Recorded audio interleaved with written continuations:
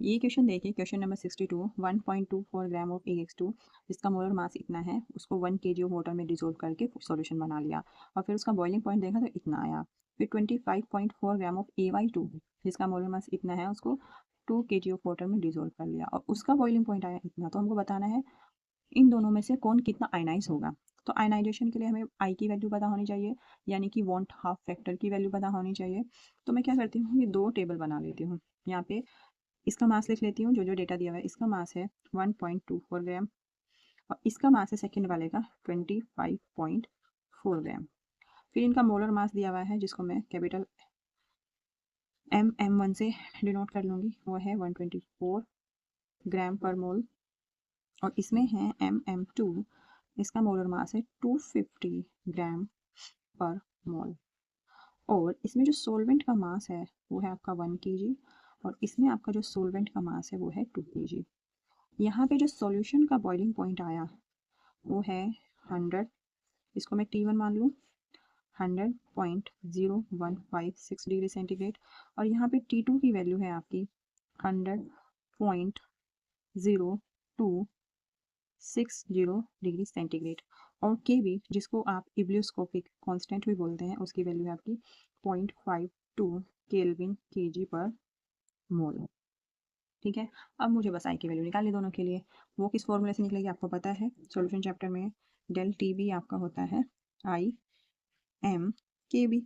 के बी यहाँ है फॉर किसके लिए, सॉल्वेंट के लिए। यहाँ पे आई वन मान लूँगी मैं, ये एम वन मान लूँगी। एम वन यहाँ पे क्या है, मोलैलिटी ऑफ सॉल्यूशन 1। और इसी तरह ये डेल टी बी 2 मान लो, इसको 1 मान लो, यहाँ हो जाएगा I2M2 के बी तो सेम है क्योंकि सॉल्वेंट तो सेम है। ठीक है, तो डेल टी बी 1 कितना होगा, तो ये है आपका सॉल्यूशन का 100.0156 माइनस सॉल्वेंट का कितना है 100, क्योंकि सॉल्वेंट क्या है आपका, सॉल्वेंट है आपका पानी।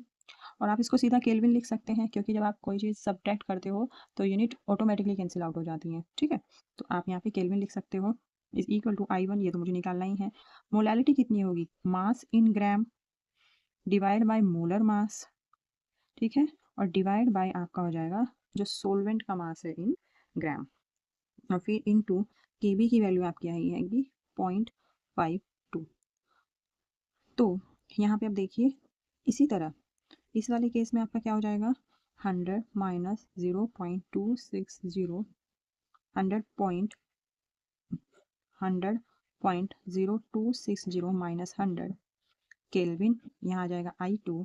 इसकी मोलैलिटी ऐसे निकाल लेंगे, मास, मोलैलिटी क्या होती है, number of moles. Number of moles क्या होती है, mass divide by molar mass, divide by molar मास। और मोलैलिटी क्या होती है, number of moles divide by mass of solvent. Mass of solvent इस केस में कितना है, 2 kg है। ठीक है, इनटू इस वाले केस में भी आप के बी से क्या कर दो, मल्टीप्लाई कर दो। अब यहाँ देखिए, जब इसमें से इसको सब्ट्रैक्ट करेंगे, ये वैल्यू आएगी 0.0156 केल्विन इजकल टू I1। यहाँ से हटाएंगे, 2 0 ऊपर लग जाएंगे, नीचे लग जाएंगे, ये आ जाएगा I1 डिवाइड बाई 100 इंटू, यहाँ से आप हटाओगे तो ये 100 आ जाएगा, इंटू 52 डिवाइड बाई 100। ये कितने टाइम्स चलेगा, 100 टाइम्स, तो हो जाएगा I1 अपॉन 100 इंटू 52 अपॉन 100। ये 3 टाइम्स आपका चल जाएगा। और यहाँ से आप पॉइंट हटाओगे, कितना हो जाएगा, 1 2 3 4, 1 2 3 4। अब देखिए 52 3 156 हो जाएंगे और ये 4 जीरोस कैंसिल आउट हो जाएगी। I1 की वैल्यू आएगी यहाँ पे 3। इस वाले केस में ये हो जाएगा आपका 0.0260 इज इक्वल टू, यहाँ से एक आप पॉइंट हटाओ, नीचे कितना, 1 0 बढ़ जाएगी, यहाँ से पॉइंट हटाओ, ये 2 0 बढ़ जाएगी।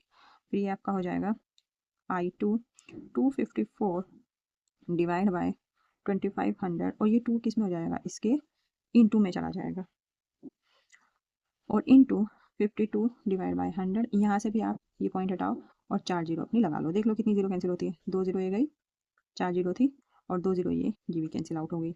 अब क्या बचा, 2 से इसको डिवाइड कर लो, 2 से आप डिवाइड कर लो इसको, 2 2 जा 4, 2 6 जा कितना हुआ 12। फिर 26 से ये वाला चला जाएगा कितनी बार, 10 टाइम्स। अब आपका क्या बचा, 254, इधर बचा 10। अभी देख लेते हैं क्या क्या बचा है,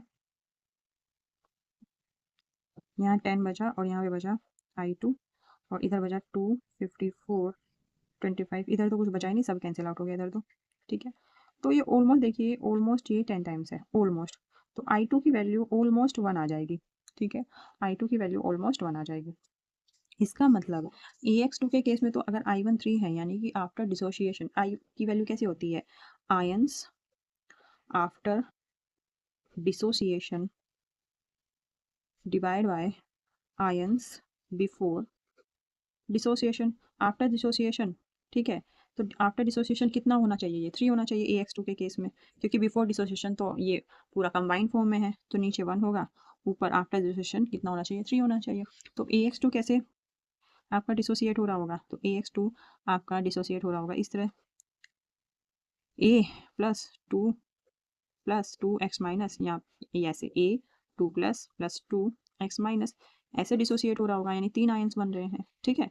और अगर 1 है, तो अगर I की वैल्यू 1 है तो आयंस आफ्टर डिसोसिएशन 1 है, इसका मतलब कि वो डिसोसिएट हुआ ही नहीं अगर I की वैल्यू 1 है, ठीक है। तो AY2 अगर होगा ऐसे होना चाहिए ना इसको, अगर I की वैल्यू 1 है तो ये जो का तू बड़ा है, ये डिसोसिएट हो ही नहीं रहा है, तो इसका मतलब आपका जो पहला है AX2 वो फुल्ली डिसोसिएट हो रहा है, जबकि AY2 बिल्कुल भी डिसोसिएट नहीं हो रहा है। तो इसका ऑप्शन कौन सा होगा, 62 में देखिए इसमें कौन सा ऑप्शन दे रहा है, AX2 and AY2 both are completely unionised, ठीक है, तो ऐसा तो नहीं है, एक तो आयनाइज्ड है। AX2 and AY2 both are fully ionised, no, सिर्फ AX2 फुल्ली आयनाइज्ड है, AX2 इज कंप्लीटली अनआयनाइज्ड नहीं, ये तो कंप्लीटली आयनाइज्ड है। तो इसका ऑप्शन नंबर 4 होगा, तो इसका ऑप्शन नंबर 4 होगा, 4 में होगा AX2 is completely ionized while AY2 is fully unionized। ये वाला ऑप्शन इसका करेक्ट होगा, ऑप्शन नंबर 4।